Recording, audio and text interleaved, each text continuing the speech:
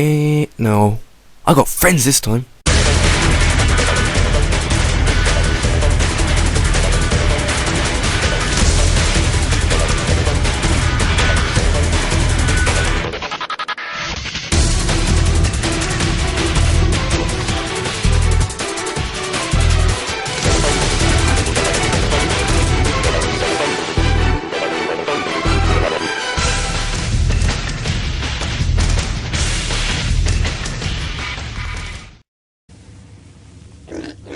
What? Did you think I was gone forever? That's right, this definitely isn't a solo countdown. This is the mother of all collabs. A collab with the members of the Chaos Theatre Forum. I'm joined by my good friend Magnum, who will be residing over this list with me. Thanks, Rapid. Alright, ladies and gentlemen, allow me to explain. This countdown was a coalition project of many members from the Chaos Theatre Forum. Everyone helping is a regular member who visits on a consistent basis. Now, each part has separate people working on it.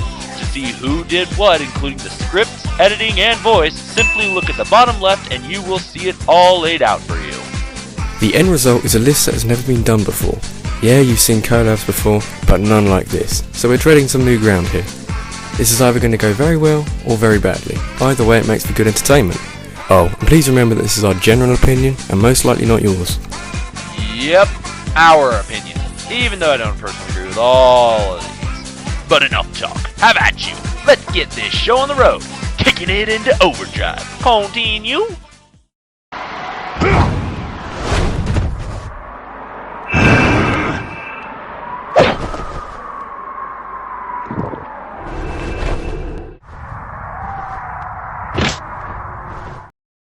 Now, the Guitar Hero franchise has been milked to death over the past couple of years, and you're probably asking, why do we need another one? Well, that's what this part is for.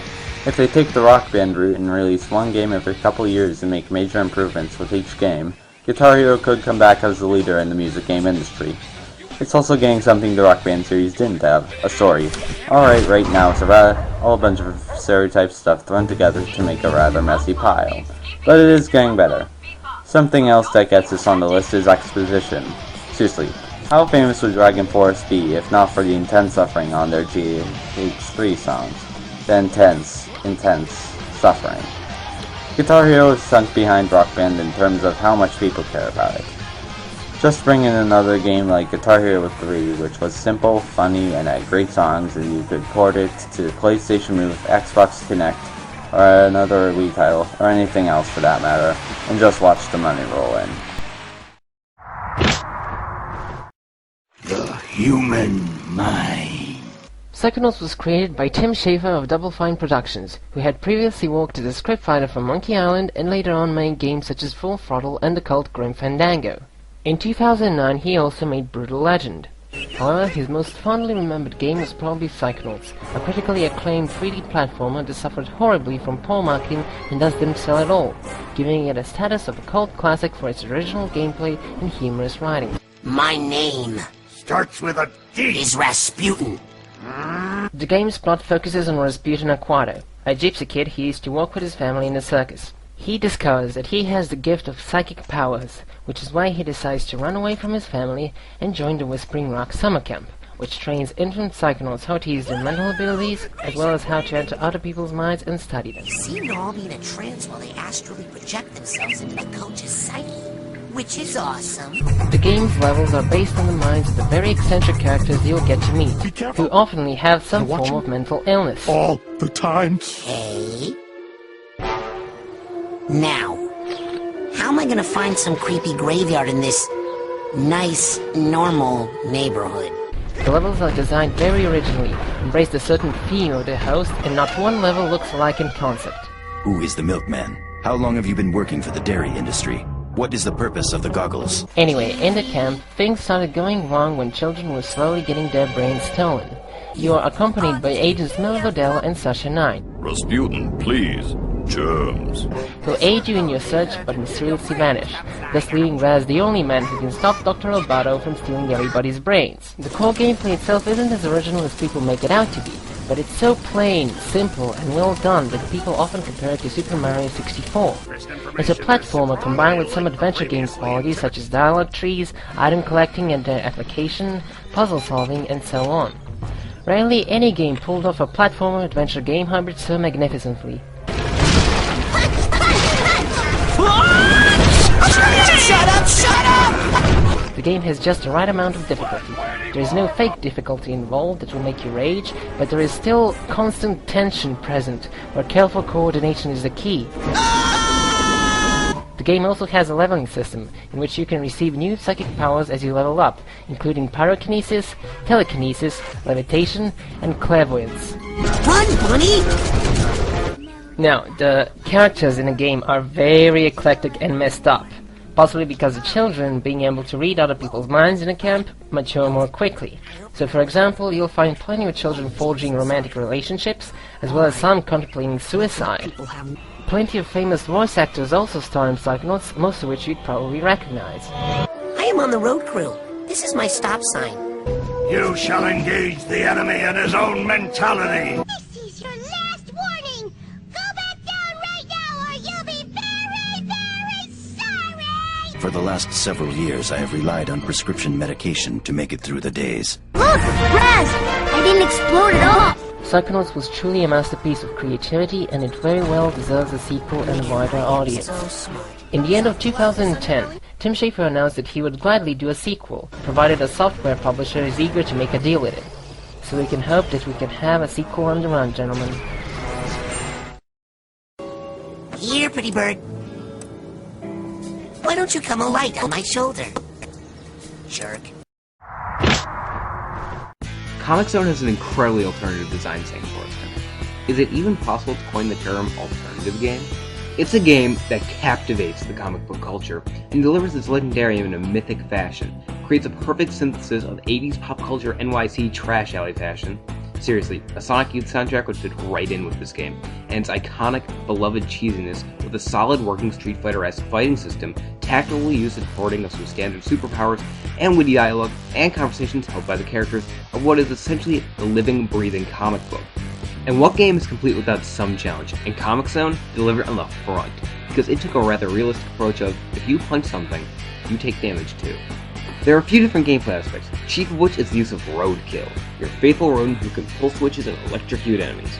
He comes in handy throughout the entire game. The game also managed to have multiple endings with limited plot. By multiple, I mean one, and it's all dependent on whether or not you choose to save the girl. A large reason I feel a sequel is needed is that the original is very short, totaling 3 levels. There was so much innovation in the idea of Comic Zone, and I want more. It's difficult not to love Comic Zone, and I think that would go down a storm on the 3DS, as you would really get the feel of jumping into a comic book. Sega, please bring this masterpiece back.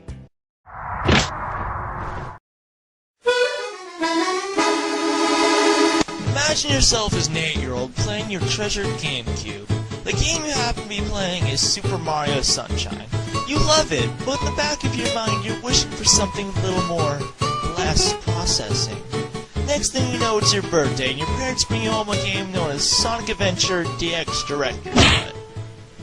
Hoping for the best, you put that game in your little purple box and you're hit with this.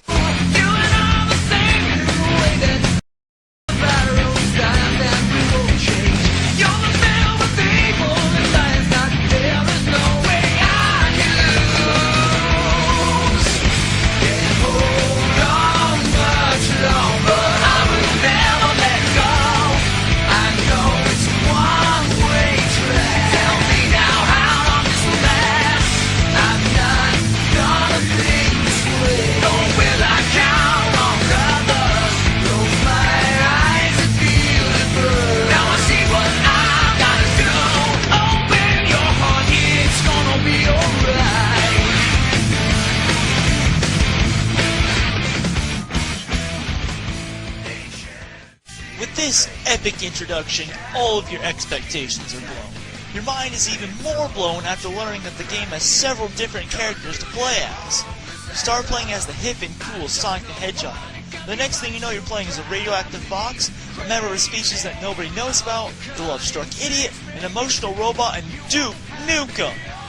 One thing I have to disagree with most of the Sonic fan base is that Sonic should be the only character to play and that he should be the only character at all. That's because I like playing as other characters from the Sonic series. It prevents repetition from the same game over and over by having more variety with Sonic speed and platforming. That's where the Sonic Adventure series comes in. It gives off the feeling of originality by playing as more characters other than Sonic, unlockable power-ups, and putting its place in Sonic history by being the first 3D Sonic platformer. With the rampant success of Sonic Adventure, Sega decided to make a sequel called Sonic Adventure 2 Battle. Sonic Adventure 2 Battle had basically everything Sonic Adventure had, but better. Sonic's stages followed the same pattern of his stages from the first game, but were now a lot more complex. Case in point, Crazy Gadget. In addition to that, Gamma's stages became Eggman and Tails' stages, while Knuckles' stages from the first game were redone for the sequel and were now an actual challenge. There was also the new characters, Shadow and Rogue. While Rogue was basically Catwoman in everything but name, Shadow was a pretty decent character with a great backstory. It was a standout title for the GameCube and is still one of my all-time favorite games. I couldn't wait for the sequel, but there was no sequel. With Sonic's reputation so low, I think it's about time Sonic Adventure 3 happened. Now comes the question on what console should they put it on. I think we should just stick to home consoles like the Wii U, Xbox 360, and the PS3. Besides, we're not going to pull a Sonic Colors as the DS version just copied the same 2D platforming style from Sonic Rush. And frankly, I see no reason to find a DS version just to play something from a Sonic Rush title. With that said, there should be a new adventure title.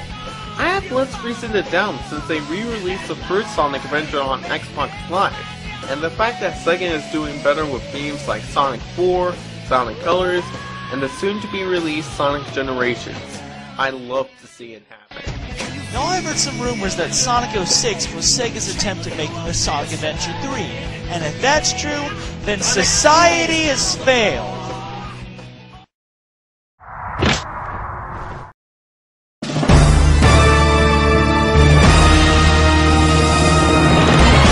Metal Slug is one of SNK's most notable series, and for good reason. This series has everything an action fan could hope for. Non-stop action, great bosses, a unique art style, epic music, and of course, lots and lots of mechs. Now this series already has over 10 games under its belt, counting spin-offs. So why does this series need another sequel? That's simple. SNK really hasn't done anything with the formula. It stayed pretty much the same since the first game's release in 1996. Imagine what they could do now, though. Imagine 4-player online co-op in glorious HD, even larger and more unique boss fights, and of course, more mechs. They could also flesh out the story a bit more. Yeah, the Metal Slug series has a story, and a fairly decent one at that. Can you imagine if they focused on the story a bit more, while keeping the over-the-top action of the original games? Oh yeah! I get excited just thinking about it. Metroid Fusion was my first Metroid game, and also a pretty unique entry in the franchise. This was the first Metroid game to have a focus on plot, and to characterize series protagonist Samus Aran. Also, this is currently the last game in the Metroid timeline, and there hasn't been a game that takes place afterwards for 9 years. As much as I enjoyed Other M, yet acknowledged some of its flaws, I do think it did a good job of bringing up some of Fusion's endgame plot points, especially those relating to the cliffhanger. In fact, that game makes me think they're already working on this new sequel. The next question is, which system are they going to make it for? The 3DS, which would be good for a 2.5D game, or the Wii U, which has HD that would be really good for a Metroid game. Don't let the haters discourage you, Nintendo. But why should they make a sequel to Metroid Fusion? Well, as much as I love the Prime Trilogy and Other M, we haven't seen an honest-to-good 2D Metroid game in 7 years. The last one being Zero Mission. We all love 2D Metroid, yet Nintendo hasn't made one yet. The closest was Metroid Dread, announced at E3 a couple of years ago, and then it was cancelled. Why Nintendo? But that's not the point. My point is that this would be the perfect time to release one. With Nintendo 2D platform revivals such as New Super Mario Bros. Wii and Donkey Kong Country Returns. Do it, Nintendo! Do it for the sake of all the Metroid fans!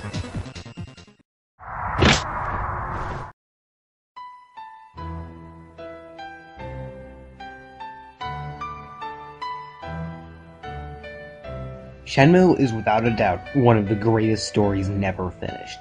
Unlike those stories, however, this one needs an ending. It's a simple tale of a man named Ryo Hazuki, on a quest for revenge who moves away from Japan to track down his father's killer. Along the way, he meets colorful characters such as the pickle-selling, hip-hop blasting Tom, to the quiet and serene Shinra. In addition to the wonderful plot, the game mechanics are an interesting take on the sandbox game, and a decent spin on the Virtua Fighter engine. It's a unique style that begs for more use. Also, since I feel like it needs to be mentioned, the ending of the series has been written. Yu Suzuki, the creator of Shenmue, has written the entire plot for the series. 5 chapters in the 11-chapter epic have already been covered. We need to see those final 6 chapters. If not, it just feels like a waste of potential. It's not like I'm the only person requesting Shenmue 3 either. Thousands of people worldwide have signed petitions and hope that Sega would listen to them. So far, our pleas have not been answered. But there's always hope, right? I mean, it's not like Sega has forgotten about Ryo or Shenmue. He's made an appearance in the Sega racing games Sonic and Sega All-Stars Racing, and several announcements have been made regarding Shenmue's future, by not only Yu Suzuki, but by Sega West president Mike Hayes. Shenmue 3's future has always been somewhat cloudy, but I still hold hope that it will one day see the light of day.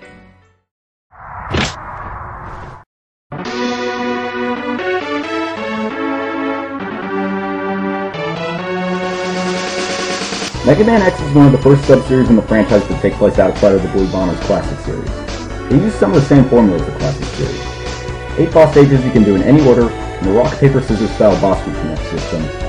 However, it also encourages exploration of the levels once you finish them, to find upgrades such as health expansions, energy reserve tanks, and armor upgrades, as well as including a darker and edgier storyline, although in my opinion that gets topped by the Zero series. Later games also introduced the concept of different playable characters. Why should they make a new game? Mega Man may be a cash cow franchise that suffers from very little innovation, but that didn't stop Capcom from making Mega Man 9 and 10 a decade after the previous installment.